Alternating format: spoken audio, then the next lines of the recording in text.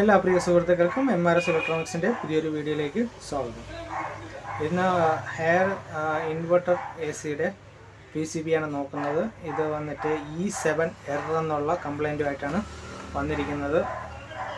അപ്പോൾ എന്താണ് E7 error എന്ന് വെച്ച് കഴിഞ്ഞാൽ കമ്മ്യൂണിക്കേഷൻ എററിനെയാണ് ഈ ഹെയറിൽ E7 എറർ എന്ന് പറയുന്നത്, സീരിയൽ കമ്മ്യൂണിക്കേഷൻ എറർ. ഓക്കെ, അപ്പോൾ നമുക്കൊന്ന് ഓൺ ചെയ്തിട്ട് ഇതിൻ്റെ ആ എറർ കോഡ് ഒന്ന് നമുക്ക് ഡിസ്പ്ലേയിൽ നോക്കാം.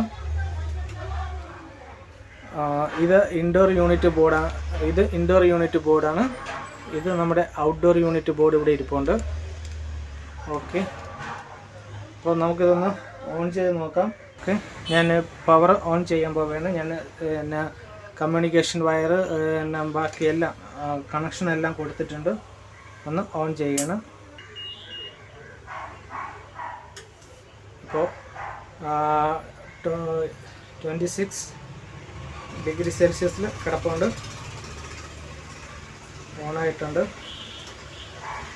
നമുക്ക് E7 എറർ വരുന്നത് വരെ ഒന്ന് വെയിറ്റ് ചെയ്യാം.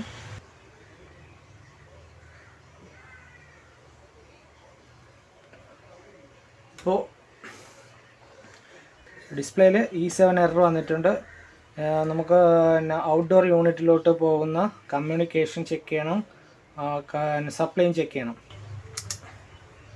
ഇത് സെക്കൻഡ് അറ്റംപ്റ്റാണ് കമ്മ്യൂണിക്കേഷന് വേണ്ടിയിട്ടുള്ള. അപ്പം നമുക്ക് ഇവിടെ സപ്ലൈ പോകുന്നുണ്ടോ എന്ന് ചെക്ക് ചെയ്യാം. ആദ്യം നമ്മൾ മൾട്ടിമീറ്റർ AC വോൾട്ടേജ് മോഡിലിട്ടിട്ടുണ്ട്.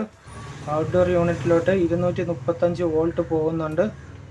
ഇനി കമ്മ്യൂണിക്കേഷൻ വിത്ത് ന്യൂട്രൽ ലൈന്, അതിലും ആ സെയിം വോൾട്ടേജ് കാണിക്കണം, അതും കാണിക്കുന്നുണ്ട്. ഇനി കമ്മ്യൂണിക്കേഷൻ വിത്ത് ന്യൂട്രൽ ലൈന്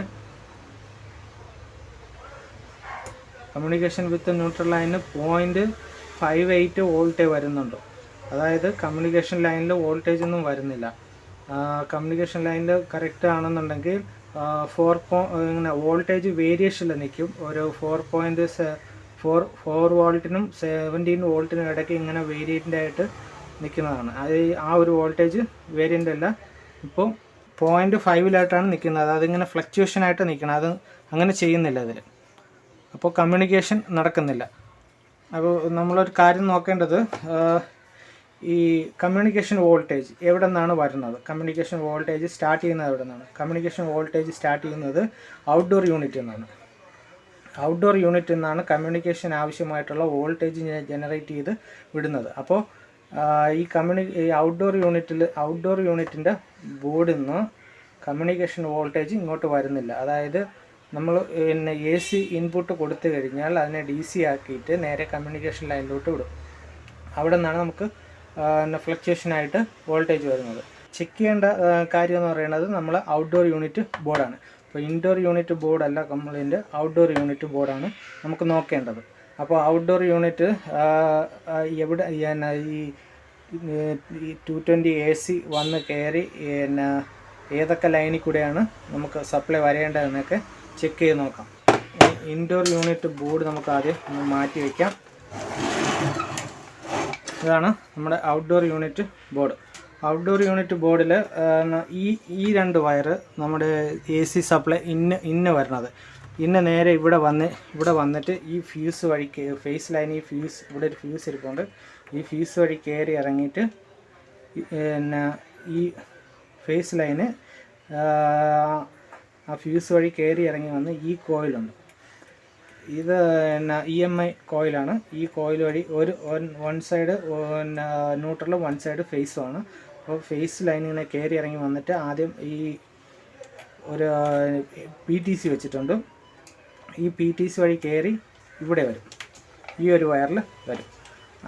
എന്നിട്ട് ഇത് സിസ്റ്റം ഓണായതിന് ശേഷം ഈ റിലേ ആക്റ്റീവ് ആവും. അപ്പോൾ ഈ ഒരു PTC ക്ലോസ് ആവും. ഈ റിലേ ആക്റ്റീവ് ആകുമ്പോഴത്തേക്കും ഈ PTC ക്ലോസ് ആവും. ഇതിനകത്ത് എന്തെങ്കിലും ഷോർട്ട് ഉണ്ടെന്നുണ്ടെങ്കിൽ ഈ PTC ഓപ്പൺ ആവും. ഈ PTC ഓപ്പൺ ആയിക്കഴിഞ്ഞാൽ ഇതുവഴി സപ്ലൈ വരത്തില്ല. Neutral line direct neutral line പോവും. പക്ഷേ ഫേസ് ലൈന് പിന്നെ ഇതിനകത്ത് എന്തെങ്കിലും ഷോർട്ട് ഉണ്ടെന്നുണ്ടെങ്കിൽ ഇത് നല്ല ചൂടായിട്ട് ഇതുവഴി ഒന്നും കടത്തി വിടില്ല. ഇതാണ് ഇതിൻ്റെ ഒരു രീതി. ഈ ഒരു ടൈപ്പ് പിന്നെ ബോർഡെന്ന് പറയുന്നത് 2 ബോർഡായിട്ടാണ് ഇരിക്കുന്നത്. ഒന്ന് മെയിൻ കൺട്രോൾ ബോർഡും ഒന്ന് IPM വിത്ത് റെക്ടിഫിക്കേഷൻ എല്ലാം ഇതിനകത്താണ് വരുന്നത്. ആ ഫേസ് ലൈന് രണ്ടും കണ്ട് ഇവിടെയാണ് വന്ന് കയറുന്നത്. ഇവിടെ എഴുതിയിട്ടുണ്ട് AC ഇൻ ACL. അപ്പോൾ ഈ AC ഇൻ ACL ഇവിടെ വന്ന് കയറിയിട്ട് ഇത് റെക്ടിഫൈ ചെയ്തതിന് ശേഷം ഈ ഒരു റിയാക്ടർ കോയിലോട്ട് കണക്ഷൻ പോകും. ഈ ഒരു റിയാക്ടർ കോയിലോട്ട് കണക്ഷൻ ചെന്ന് അവിടെ നിന്ന് നമ്മുടെ IGBT വഴി സ്വിച്ച് ചെയ്തിട്ടാണ് ഇത് പ്ലസും മൈനസുമായിട്ട്, ഇത് പ്ലസ് ഇത് മൈനസ്, ഇതുമായിട്ട് നേരെ ഈ ഒരു കപ്പാസിറ്റർ ചാർജ് ആവുന്നത്. ഈ കപ്പാസിറ്റർ നിന്നാണ് നമുക്ക് ഈ ഒരു സിസ്റ്റം വർക്ക് ചെയ്യാനുള്ള സപ്ലൈ ജനറേറ്റ് ചെയ്യാനുള്ള സ്വിച്ചിങ് കാര്യങ്ങളെല്ലാം ഇവിടെയാണ് ഇരിക്കുന്നത്. അവിടെ നിന്ന് നേരെ സപ്ലൈ ഇതുവഴി വരും. പിന്നെ കമ്മ്യൂണിക്കേഷൻ വയറും ഇവിടെ വരും. ആ കമ്മ്യൂണിക്കേഷൻ വെച്ചിട്ടാണ് IPM കൺട്രോളർ IC വർക്ക് ചെയ്യുന്നതും IPMനെ ആക്ടിവേഷൻ ചെയ്യുന്നത്. അപ്പോൾ നമുക്ക് ചെക്ക് ചെയ്യാനുള്ളത് ഇവിടെ നിന്ന് ന്യൂട്രലും ഫേസും കൊടുത്തിട്ട് ആ ന്യൂട്രലും ഫേസും ഇവിടെ വരുന്നുണ്ടോ എന്ന് ചെക്ക് ചെയ്യണം. ഇതിനകത്ത് ഇൻറ്റേർണലി എന്തെങ്കിലും ഷോർട്ട് ഉണ്ടോ എന്നൊക്കെ ചെക്ക് ചെയ്യണം. അപ്പോൾ നമുക്ക് ഇൻഡോർ യൂണിറ്റിൻ്റെ കണക്ഷൻ ഇതിനിപ്പോൾ തൽക്കാലം ആവശ്യമില്ല. അപ്പോൾ ആ കണക്ഷൻ അഴിച്ചിട്ടിട്ട് നമുക്ക് അവിടെ ഡയറക്റ്റ് ഒരു ഫേസിന് വേറൊരു കേബിൾ കൊടുക്കാം. അതായത് ഡയറക്റ്റ് സപ്ലൈ കൊടുക്കണം. ഞാനിപ്പോൾ ഇവിടെ ഒരു മെയിൻ സപ്ലൈ എടുക്കാൻ വേണ്ടിയിട്ട് വേറൊരു വയർ കണക്ഷൻ കൊടുത്തിട്ടുണ്ട്. ഇവിടെ റിയാക്ടർ കോയിൽ കണക്ഷൻ കൊടുത്തിട്ടുണ്ട്. ഇതാണ് നമ്മുടെ ഈ ഒരു കണക്ഷനാണ് നമ്മുടെ ഫേസ് ലൈൻ ഈ ഒരു ബോർഡിലോട്ട് പോകുന്ന ഔട്ട്, അതായത് PTC കഴിഞ്ഞിട്ട് വരുന്ന ഔട്ട്. ഇതിൻ്റെ താഴെ തന്നെയാണ് ഇതിൻ്റെ റിലേ കണക്ഷൻ ഇരിക്കുന്നത്. ഇവിടെ ഇതിൻ്റെ സിമ്പൽ കാണാൻ പറ്റുന്നുണ്ട്, റിലേ. ഈ ഒരു കണക്ഷനും ഈ ഒരു കണക്ഷനും നമ്മൾ ഈ ഒരു ബോർഡ് ആക്ടിവേഷൻ ആയി കഴിഞ്ഞാൽ, ഓൺ ആയി കഴിഞ്ഞാൽ, ഈ ഒരു റിലേ ആക്റ്റീവ് ആയി കഴിഞ്ഞാൽ ഈ കണക്ഷൻ ഡയറക്റ്റ് ആവും. ഇല്ലയെന്നുണ്ടെങ്കിൽ ഈ PTC വഴിയായിരിക്കും ഇവിടെ കണക്ഷൻ വരുന്നത്. അപ്പോൾ ഇൻറ്റേർണലി എന്തെങ്കിലും ഷോർട്ട് ഉണ്ടെന്നുണ്ടെങ്കിൽ ഈ ഒരു റിലേ ഓൺ ആവത്തില്ല. അപ്പോൾ PTC വഴിയായിരിക്കും കണക്ഷൻ വരുന്നത്. അപ്പോൾ ഷോർട്ട് ഉണ്ടെങ്കിൽ ഈ PTC ഹീറ്റായിട്ട് ഓപ്പണായി പോകും. ഓപ്പണായി പോകുമ്പോഴത്തേക്കും വേറെ പിന്നെ മറ്റുള്ള ഡാമേജസ് ഒന്നും ഈ ഒരു ബോർഡിന് ഉണ്ടാവില്ല. അതാണ് ഇതിൻ്റെ ഒരു പർപ്പസ്. ഓക്കെ, അപ്പോൾ ഈ ഒരു ലൈൻ എന്ന് പറയുന്നത് ന്യൂട്രലും ഈ ഒരു ലൈൻ ഫേസും. അപ്പോൾ നമ്മൾ സപ്ലൈ കൊടുത്തിട്ട് ഈ ഒരു ലൈനിലും ഇവിടെയും നമുക്ക് 230 വോൾട്ട് വരുന്നുണ്ടോ എന്ന് ചെക്ക് ചെയ്യണം. ഇതിൽ പിന്നെ സപ്ലൈ കൊടുത്ത് ഓൺ ചെയ്ത്, അപ്പോൾ ഇൻറ്റേർണലി ഷോർട്ടിങ് ഉണ്ട്. അതുകൊണ്ടാണ് നമ്മൾ ആ ഒരു സീരിയൽ ബൾബ് കത്തി നിൽക്കുന്നത്. ഇല്ലാന്നുണ്ടെങ്കിൽ അത് കത്തത്തില്ല. നമുക്കിവിടെ വോൾട്ടേജ് എത്ര വരണുണ്ടെന്ന് നോക്കാം.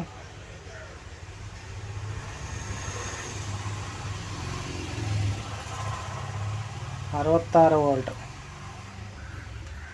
നമുക്കിനി ഇതൊന്ന് ഡയറക്റ്റ് കൊടുത്ത് നോക്കാം. ഞാനിപ്പോൾ ഡയറക്റ്റ് കൊടുത്തിട്ടുണ്ട്. ഡയറക്റ്റ് കൊടുത്തിട്ട് ഇവിടെ എത്ര വോൾട്ടേജ് ഉണ്ട്? ഇവിടെ ഇപ്പോൾ 235 വോൾട്ട് വരുന്നുണ്ട്. പിന്നെ ഈ ഒരു ഫേസ് ലൈനിൽ എത്ര വോൾട്ടേജ് വരുന്നുണ്ട് നോക്കാം.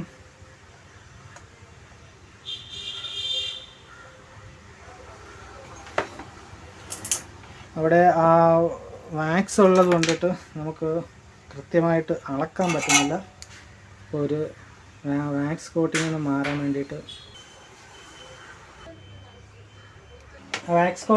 വേണ്ടിയിട്ട് അവിടെ ഞാൻ ഒന്ന് സോൾഡർ ചെയ്തിട്ടുണ്ടായിരുന്നു. അപ്പോൾ നമുക്ക് പെട്ടെന്ന് മെഷർ ചെയ്യാൻ പറ്റും, വലിയ പാടില്ലാതെ.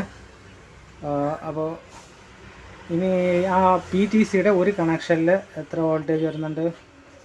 PTCയുടെ ഒരു കണക്ഷനിൽ 235 വോൾട്ട് വരുന്നുണ്ട്. PTCയുടെ മറു സൈഡിൽ 1.2 വോൾട്ടേ വരുന്നുണ്ട്. അതായത് PTC ഇപ്പോൾ ചൂടായിട്ട് ഓപ്പണായിട്ട് നിൽക്കുകയാണ്. അതായത് ഇൻറ്റേർണൽ ഷോർട്ടിംഗ് ഉണ്ട്.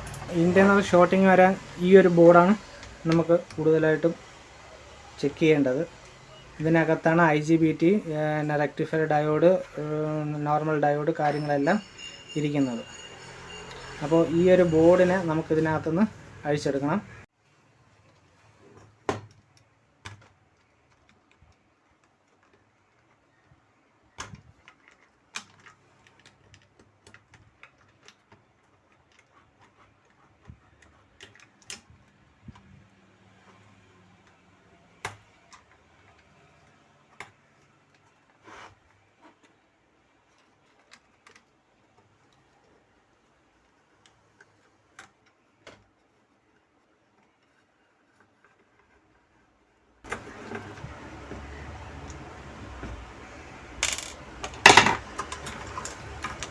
അപ്പോൾ ഇതാണ് നമ്മുടെ ഇതിനകത്തിരുന്ന IGBT rectifier diode IPM control വരുന്ന ആ ബോർഡ്. ഇതൊരു ചെറിയ ബോർഡാണ്. ഓക്കെ, നമുക്ക് ഇങ്ങനെ വെച്ചിട്ട് ഇതിൽ എന്ത് കമ്പോണൻ്റാണ് ഷോർട്ടായി പോയിരിക്കുന്നതെന്ന് ചെക്ക് ചെയ്ത് നോക്കാം.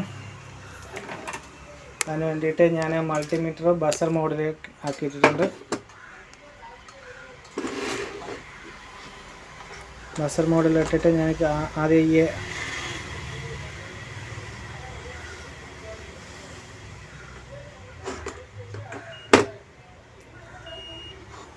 ഓക്കെ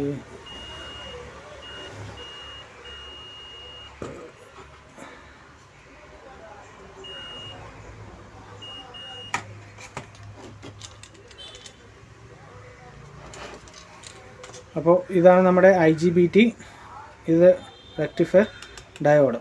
അപ്പോൾ നമുക്കിവിടെ ഷോർട്ടിംഗ് ആയിട്ട് കാണിച്ചിരിക്കുന്നത് IGBT ആണ്. IGBTയുടെ 3 ലെഗിലും ഷോർട്ടിംഗ് ആണ്. ഉണ്ടോ?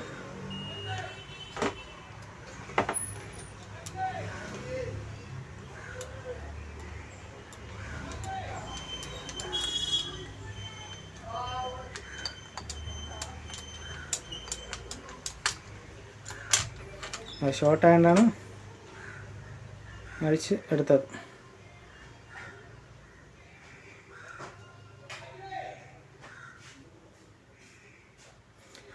ഇതിൻ്റെ നമ്പർ എന്ന് പറയുന്നത് GWA 19NC60HD.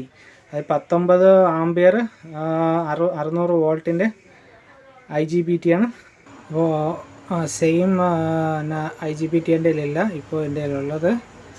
ഇത് വന്നിട്ട് തോഷിബയുടെ ഒരു IGBT ആണ്. 600 വോൾട്ട് 30 ആംപിയറിലുള്ള ഒരു IGBT ആണ്. ഈ IGBT നമുക്കിതിൽ സെറ്റ് ചെയ്യാം.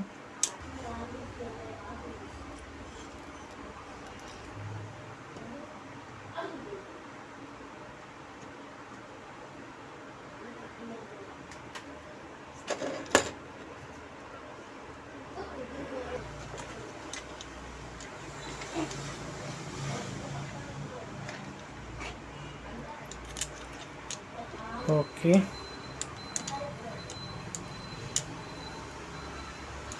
അപ്പോൾ നമുക്ക് ഈ ഒരു വേറൊരു IGBT നമ്മൾ സെറ്റ് ചെയ്തിട്ടുണ്ട്. ഇനി ഇത് നമുക്ക് കണക്ഷൻ കൊടുത്തിട്ട് ഒന്ന് ഓൺ ചെയ്ത് നോക്കാം.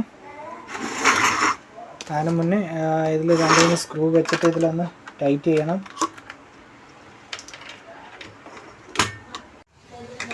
ഇനി ഇതിൻ്റെ കണക്ഷനൊക്കെ ഒഴിച്ച് കൊടുക്കാം.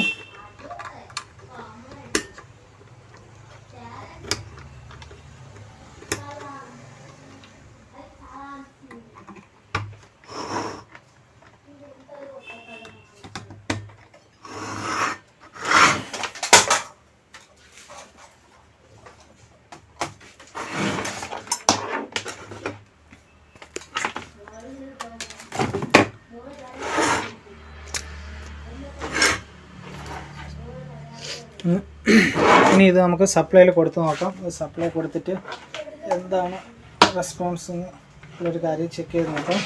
അപ്പോൾ ഇനി നമുക്കിത് ഡയറക്റ്റ് കൊടുത്ത് ഒന്ന് ഓൺ ചെയ്ത് നോക്കാം. എന്തെങ്കിലും പ്രശ്നമുണ്ടോ, ഓൺ ആവുന്നുണ്ടോ ഇല്ലയെന്ന്. അപ്പോൾ സീരിയലിലാണ് ആദ്യം കൊടുത്തിരുന്നത്, ഇപ്പോൾ രണ്ടാമത് ഡയറക്റ്റ് കണക്ഷനിൽ കൊടുക്കുകയാണ്. ഡയറക്റ്റ് കണക്ഷനിൽ കൊടുത്തപ്പോഴത്തേക്കും 2 ലൈറ്റ് കത്തിയിട്ടുണ്ട്. ഈ ലൈറ്റ് എന്ന് പറയുന്നത് ഇവിടുത്തെ ഈ കപ്പാസിറ്റർ ചാർജ് ആയി കഴിഞ്ഞാൽ ഈ ലൈറ്റ് കത്തും. മറ്റേതാണ് നമ്മൾ എറർ കോഡ്, അതായത് ഓൺ ബോർഡ് എറർ കോഡ് വരുന്ന ലൈറ്റാണ് മേലെ കത്തിയിരിക്കുന്നത്.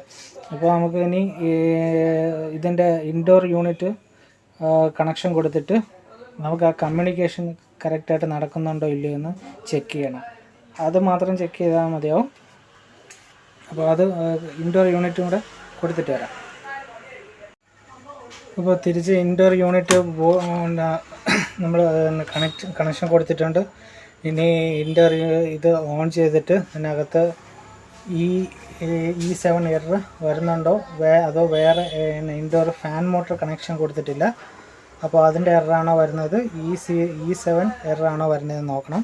നമുക്കിതൊന്ന് ഓൺ ചെയ്ത് നോക്കാം.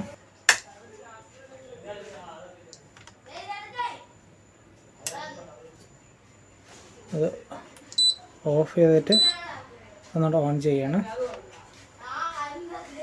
ആ എറർ വരുന്നതിനിടയ്ക്ക് വെച്ചിട്ട് നമുക്ക് ആ കമ്മ്യൂണിക്കേഷൻ ലൈനിൽ വോൾട്ടേജ് ഫ്ലക്ച്വേഷൻ ഉണ്ടോ എന്ന് ചെക്ക് ചെയ്ത് നോക്കണം. ഉണ്ട്, കമ്മ്യൂണിക്കേഷൻ ആവുന്നുണ്ട്. കമ്മ്യൂണിക്കേഷൻ കറക്റ്റ് നടക്കുന്നുള്ളതുകൊണ്ടാണ് ഇതിൽ ഈ ലൈറ്റ്, നേരത്തെ ഈ ലൈറ്റ് ഇങ്ങനെ ഇതാകത്തില്ല, ബ്ലിങ്ക് ചെയ്യത്തില്ലായിരുന്നു. ഇപ്പോൾ കമ്മ്യൂണിക്കേഷൻ നടക്കുന്നുണ്ട്, അതുകൊണ്ടിട്ടാണ് ആ ലൈറ്റ് ബ്ലിങ്ക് ആവുന്നത്. അത് കമ്മ്യൂണിക്കേഷൻ ഇൻഡിക്കേറ്ററാണ്. ഓക്കെ, അപ്പോൾ ഇതിൽ ഇതുവരെയായിട്ട് എറർ കാണിച്ചിട്ടില്ല. ഇൻഡോർ ഫാൻ മോട്ടോർ കണക്ഷൻ കൊടുത്തിട്ടില്ല, അതിൻ്റെ എറർ ഇതുവരെയും കാണിച്ചിട്ടില്ല. പിന്നെ E7 എററും ഇതുവരെയും കാണിച്ചിട്ടില്ല. അത് നേരത്തെ ഈ ഔട്ട്ഡോർ യൂണിറ്റ് ബോർഡ് വർക്ക് ചെയ്യാതിരുന്നത് കൊണ്ടിട്ടാണ് E7 എറർ കാണിച്ചുകൊണ്ടിരുന്നത്. കമ്മ്യൂണിക്കേഷൻ നടക്കില്ലായിരുന്നു. ഓക്കെ, ഇപ്പോൾ അത് റെഡി ആയിട്ടുണ്ട്. അപ്പോൾ ഈ വീഡിയോയിൽ ഇത്രയേ ഉള്ളൂ. നമുക്കൊരു അടുത്തൊരു വീഡിയോ ആയിട്ട് ഇനി കാണാം. നിങ്ങൾ ആദ്യമായിട്ടാണ് എൻ്റെ ചാനൽ കാണുന്നതെന്നുണ്ടെങ്കിൽ എൻ്റെ ചാനൽ സബ്സ്ക്രൈബ് ചെയ്യുക, ലൈക്ക് ചെയ്യുക, ഷെയർ ചെയ്യുക. Thank you for watching my videos. By.